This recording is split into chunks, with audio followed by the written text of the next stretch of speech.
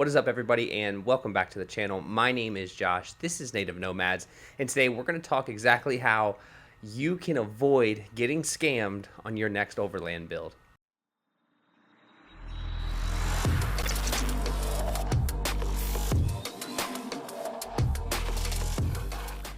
Now, before we get going on today's video and we start talking about all the intricacies and the things that we did to avoid overspending or overpaying for the components that we have in our Lexus GX460, I want to say thank you to everybody who's just stopping by, who have maybe never seen a video here on the channel.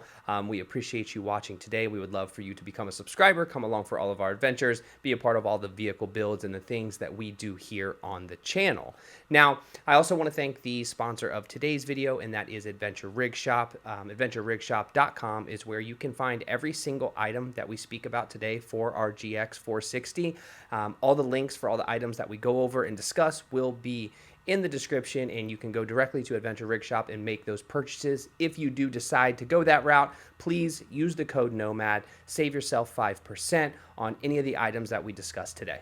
Now, through my journey and through this YouTube thing, we have kind of come to the conclusion that we want to do more for the community of people that have supported us since the beginning. And last week we launched our memberships, and memberships has been going pretty well. It lags behind, so I don't know how many we have today, but it is a way for you guys to participate in our adventures and to help us not on our adventures, but more so on our willingness and desire to become better at producing content for all the different platforms, but mostly here on YouTube. Our membership package is $10 a month, and it allows you to be a part of our community where we're going to do live streams, Q&As. We're going to have like special videos that are specifically designed and that have been created for members only. I really want to get away from doing a bunch of YouTube videos because it does take a lot of time. And once we move out west, my time is going to be spent in the outdoors, and I'm going to be spending a lot more time climbing, hiking, exploring, and I'm going to be doing less content creation, but I will be doing content specific for members. There is a join button that is probably around my stupid face right now that you can click, and you could join our membership package for $10 a month, or you could hit the thanks button and just support the channel by giving a donation that way. It is something that helps the channel and allows us to kind of step away from doing weekly YouTube videos and focus on giving people content that they actually subscribe for specifically for them on a more real-time basis. All right, so for the last 3 years, I have been building vehicles here in this dingy garage of mine, and we have experimented with just about every single thing that you could think of in the overland world. We have not tried every single product, and we have not reviewed every single product. We have not installed every single product, but we have done enough to know that there is a very good possibility that if you're just now starting a build, or maybe you've built vehicles in the past, I have also fallen into this trap where I try to build a vehicle and spend thousands and thousands of dollars on a vehicle that is going to take me to this remote location that I'm going to live at for a month. I always have this mentality of kind of overbuilding, and it has cost us thousands upon thousands of dollars in the past.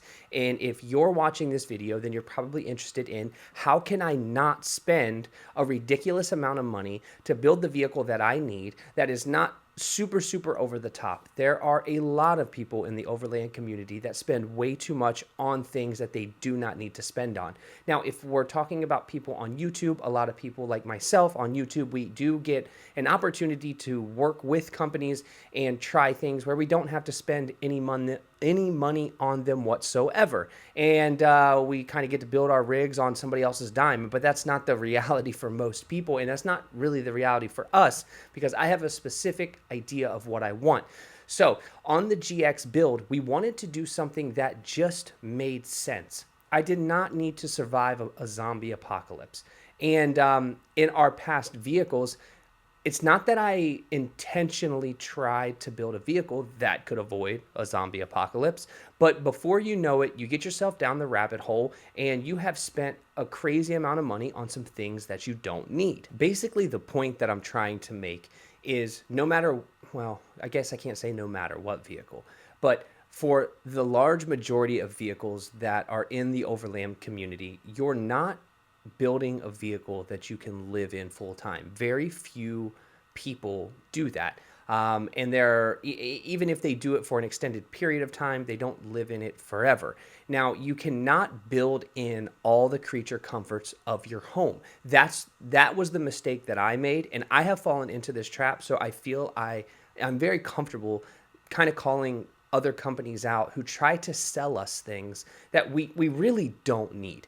And we're not going to be living in this long term. And even if we're in it for a month and we're living out of a vehicle for a month, that's a long time to live in a car. Some people do it for years, and that's incredibly impressive that they're able to do that for an entire year without having a home base. But just about every YouTube personality or anybody that you see with a really built out of control rig has a home that they go home to pretty much every single night. So trying to build your vehicle with all of these creature comforts, with all of these extra things that you think you need or you would like to have, you have to remember that it's called off-grid for a reason. It's more work. The summer nights are hot and the winter nights are cold. There's all of these things that we try to account for that never really get us anywhere. And on my Power Wagon build, for example, and if you've never seen any of the Power Wagon videos, I will put the walkthrough up here in the corner. Not that you're really interested in it, but that is a perfect example of me trying to build a system that would keep us off grid for 3 or 4 weeks at a time. I had a 20-gallon water tank. I had a water pump. I had 200 amp hours of lithium. I was charging off my battery. I had solar. I had a drawer system. I had a cook system. I had all of this stuff. And it was a lot of fun to build, and I really enjoyed it because I like building things with my hands. But it was completely unnecessary, because if you dial that back, and I'll never forget the moment I was in that truck. We were in Flagstaff, and there was a family in a Subaru Outback who had nothing but a couple of totes and a tent, and they had the time of their lives. They were just enjoying life, hanging out, and here I am. I'm like tinkering with this and tinkering with that and messing with this and this gadget, and it just takes away from the experience. So in this video, we want to talk about the things that we've done on the GX that makes this whole process super simple. I have eliminated all of the extra stuff, and I have made it just a reliable, functional, off-grid vehicle that I know has its limits, and I'm only going to be able to live in it for so many days. All right, so here are the things we're going to talk about. The things that I've done, then I'll explain them to you, and we'll kind of walk through them. I have first and foremost, a new AGM battery. I also have a Blue Seas Components fuse box. I have a 40 amp inline fuse. I have a dual compressor on a compressor mount, and I have my auxiliary light switch, as well as I ran wire to the rear of the vehicle for a USB and a USB-C outlet, as well as a 12-volt cigarette outlet and a voltmeter, so I can monitor the voltage of the vehicle while we're at camp, just to kind of keep us out of any danger zones so I can't start the vehicle. So those are the pieces of equipment that we have decided that's all we need in this.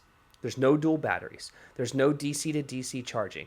We have a small Blue Eddy EB3A power station that fits inside our drawer of our Dobinson drawer system.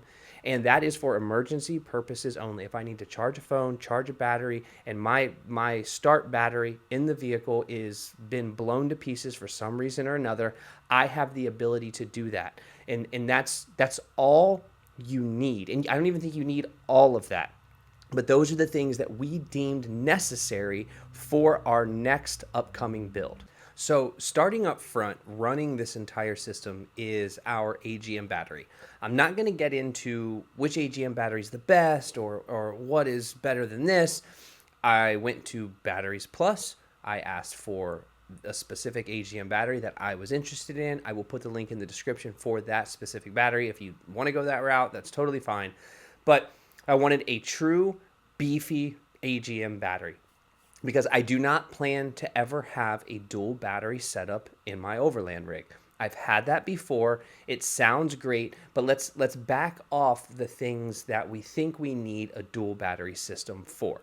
If you're running DC LED lights, they're already pulling maybe at peak usage, at their highest amount of light exposure, you're maybe pulling 10 watts. So which is nothing. 10 watts is nothing. You're charging your phone at 14 watts, 15 watts, maybe. An iPad's probably 20 to 30 watts. So we're not talking about items that are going to draw a lot of power. So when it's not, don't get me wrong, it is nice to have a dual battery setup, but I'm not paying somebody $1,500 or $2,000 for a dual battery setup because it's absolutely unnecessary for 99% of people. Even those people that will tell you, and I've said these exact words, so I know, I have camera batteries, I have drone batteries, I have all of these batteries, all these things that need to be charged, and all of this stuff that I need to make sure has power, is realistically not necessary. The only time I could see either maybe needing a dual battery or needing a beefier power station is in the winter when you're trying to keep a heated blanket running. That's the only time I have seen myself needing more power than I have available. But for the most people, it is not worth spending the $1,500 or $2,000 on a dual battery system. You start with a really solid AGM battery, and then you're running your fridge. So we run our fridge all the time in our truck. We're always running our fridge. Even when we're not going on a trip, it's typically running if I forget to turn it off. Well, all newer fridges, I have the Dometic CFX 55. The Dometic CFX 55 in just about every single refrigerator company that exists has a low voltage cutoff in their refrigerators. So your refrigerator is not going to kill your battery anyways, because once it notices or detects your battery has dropped below 12 volts, it no longer has sufficient power to keep your refrigerator running, it'll turn your refrigerator off. So that was my first thought. And some people will say, well, what if I'm sleeping and I'm in the desert and it's 100 degrees? Well, if you're sleeping in the desert and it's 100 degrees, you should be super thankful because it's really hard to sleep in the desert when it's 100 degrees.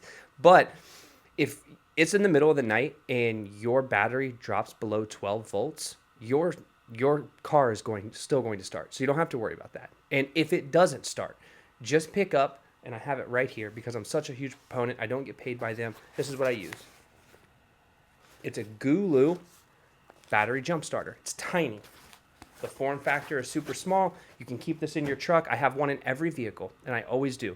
We got one in the Subaru. I have one in the van, and I have the same exact one. They're all the same in the Lexus GX460 because if something were to happen and I were to drain my battery, I would want to be able to start my battery if I'm way out in the middle of nowhere. But the low voltage cutoff keeps everything from dying on you. But more importantly, if your refrigerator's shut and it dies around 2 o'clock in the morning and you wake up at 6, 7, or 8 o'clock, your food's fine. Your food is going to be completely fine because your refrigerator is going to be closed all night. They're well-insulated pieces of equipment. You don't have to worry about it. So if your thought is, well, I need a battery that's going to run my refrigerator specifically, okay, maybe you do. I very seriously doubt it. And that's the part because we see somebody else that has it, so we get scammed and we think that we need it when you don't do the real world testing. If you have not lived out of a vehicle for any amount of time and you are building this thing to take on a zombie apocalypse, you need to just check your motives because it will help you if you dial this back. You're going to save yourself thousands of dollars if you just think through the things that you're going to need and you're going to use. Camera batteries. I could buy a $1,500 or $2,000 battery system, put it into my car, and I still don't have forever power, but I have a lot of power, a lot more power than I have now. Well, or I could just spend $200 or $300 and buy extra batteries, charge them before they go, and I'll be fine. I do a lot of filming when I'm out, and one battery gets me through one day of filming generally. At the very end of the night, sometimes I have to pop a new battery in, but that's all it is. It's one battery gets me through a day. And I have plenty of ways to recharge my batteries while I'm driving. All of these things, the battery kicks back up in voltage and I'm able to carry on. So it's getting long-winded. I want to stop there. But that's how we're doing it. We have an AGM battery. Everything starts there and works its way back. Okay, so from the AGM battery, I have a wire with a 40 amp inline fuse that runs to the power of my Blue Sea Systems fuse box. That is where everything comes into. So I have my voltmeter on the same one as my 12-volt cigarette lighter outlet. And then I have a USB and a USB-C outlet that I had to install in the rear of the vehicle. Because for whatever reason, in 2019, Lexus and Toyota did not think people needed USB-Cs or USBs in the rear of the vehicle. So if you do get a GX460 and you want to have power back there, you got to run it yourself. It's super easy to do. I'm not going to get into that part today, but it is something that is absolutely doable. I did it, so I have extra power throughout the vehicle. Now, the 40 amp inline fuse is probably too small of a fuse for what I have running and the potential of what I have to go out of my Blue Sea Systems fuse box. All of the individual items are fused behind their own individual fuse, but the 40 amp, I always go low, and if I have to change it later and put in a 50 amp or a 60 amp, that's fine. I always go low because if I get any type of power surge, I would rather that problem stop right at the battery and it goes nowhere else in the system. So the system has multiple layers of protection. You have your first 40 amp fuse, that's an inline fuse. If that trips, you just flip it back. And then behind that, each individual auxiliary component that I have, my outlets, my voltmeter, and my DC plug, that is also behind its own fuse. So that keeps everything safe. And that's all I have because I can charge everything I have DC. Almost everything you have can be charged DC. So you don't need to get into the rabbit hole. Most people don't, unless you're running blenders and you're running all this crazy stuff, which I know some people like to do. They got a hair dryer out there. And if that's what you want to do, all you need to do is get a little power station, plug that into a solar panel while you're sitting at camp. It'll charge back up over 5 or 6 hours. And you're done. And you can run your blow dryer, you can run your blender, and you don't even need to worry about putting that stuff inside your vehicle. So behind my Blue Sea Systems fuse box and my 40 amp breaker, I have my auxiliary light controller. My auxiliary light controller is the aux beam controller. I use them in the van. I have them in the power, or I had it in the Power Wagon. I use it in the Outback Wilderness. It is the simplest system. It is the cheapest system. The links will be in the description if you're looking for a way to control your off-road lights. It is not an Switch Pros or any of these big name companies, but it works the exact same and it costs me a fraction of the price. I know that we can get sucked into name brand items, and Auxbeam is not a name brand item. It's like back in the day when you had Nike was the best and like Adidas was second. Or Reebok, Nike and Reebok. It's like the same thing.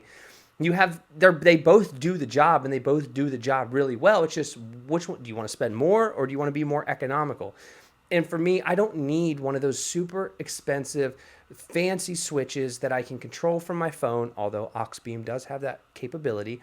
I just need to press a button and my lights to come on. That's it.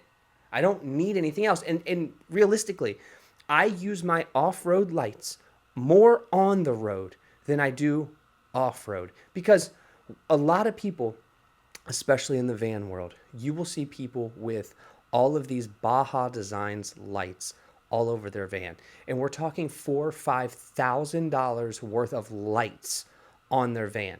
And it blows my mind to think that there was no better use of $4,000 or $5,000. I mean, literally anything than lights on your van or lights on your truck that you're never going to use. You don't need to go name brand. My light bar on both my Subaru and my Lexus, I put a freaking rigid light bar on my Lexus. It was kind of meaty, it was bigger, and it looked great. The GX460 looked awesome with that bigger light bar. Well, it's got grooves in the side. It's got slots. So when I'm driving down the road, it's whistling like I'm a train.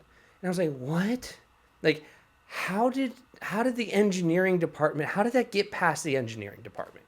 How am I bought an $800 light bar, which was so stupid in the first place, but I wanted backlit amber. I wanted it to look cool. I still do these things that I'm telling you not to do, so be forewarned. But what I do, I took it off. I'm selling it on Facebook Marketplace, and I put a $130 or a $120 light bar, the same one I've had in my Subaru that I've been chasing storms through the plains, wind, hail, rain, and it's never failed me yet. And it cost me next to nothing. Those are the little things where we get caught up in this overland world. It's very simply the overland scam. You get caught up in what you see other people have, you spend your money on it, and to find out either A, you don't use it, or B, you don't need it. Now, while we're talking about under the hood of the GX460, I want to kind of walk you through the process for the compressor, because my auxiliary control switch controls my compressor, my light pods, and my light bar. And there are 6 slots on my auxiliary switch. I only use 3 right now. Will I ever use some more lights? I'll probably get some side lights or some rear lights for at camp when you pull up and everybody's hanging out and like you're cooking and you're doing things, especially with young kids. And if you're in the desert, snakes and all of that, it's a good idea to have a little bit extra light illuminating the ground. That is a very useful thing for anybody who's building an overland rig. You don't necessarily need rock lights or underlights if you want to. That's a pretty sweet thing to do too. And it's not super expensive. I'm pretty sure you can get KC rock lights for relatively inexpensive. But I'll probably put some up on my rack just to shine down. That way I can illuminate the ground, so I'll still have 2 remaining switches. I see some people that have the like S pods and they got like 12 switches. I don't know what you're controlling with 12 switches, but you paid way too much money for that thing. It's so useless because you're only going to use half, maybe. If you have more than 6 auxiliary switches, like I said, I don't even know how many sets of lights do you need. I don't know. Anyways, but I have a SDHQ compressor mount underneath the hood, and all of this stuff that you're seeing, it's not tidied up yet. I have not finalized my system because I keep adding and taking things off, and I like to keep all the grounds together. I like to keep all the powers kind of wound together and in a protective sheath. I don't have any of that done yet. So the SDHQ compressor mount bolts directly to factory holes. I have my compressor, my dual compressor mounted on top of it. And quite honestly, if you're not running 35s or greater, you really don't need a dual compressor. I would say just go with the single compressor. But I had the dual from the Power Wagon, so I just threw it on. I didn't want to spend any more money. But that is under the hood. I have a chuck. I just toss my chuck in there. I can air up all my tires, and I can move on through my day after a day on the trail. And that keeps everything super tidy. The underneath of my hood is extremely tidy versus what I had going on in vehicles past. Now, if you guys have any questions about this, I can very easily go off on a tangent from time to time because I'm just trying to give you some experience that I've gone through and that other people have gone through, and they've spent a lot of money on things that they don't need because they saw it on Instagram or they saw it on YouTube. I still do it. I've done it. It's okay if you have. I'm just telling you there's things that you do not need.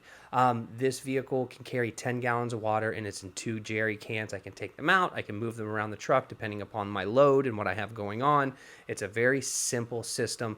My Dobinson drawer system is absolutely clean. It's perfect. It can't hold a ton of gear, but that's good because I don't need to bring nearly as much stuff as I brought in the past. So I just have a very simple, very clean, very reasonable setup. And I encourage you, if you're new to overlanding or you're new to the GX460 or you're new to any products and trying to figure out your way in this overland life, really just dial it back, take your vehicle out, live out of it. If you have a family, take your family out, live out of your vehicle for an extended period of time, and then you'll find the things that you really need. The things that you don't think about are like dirty clothes bags. You have all of these clean clothes, and well, once they become dirty, you can't mix them in with your clean clothes, right? So now you have this problem where you have 2 bags of clothes and one's getting bigger and one's shrinking, but they're different sizes.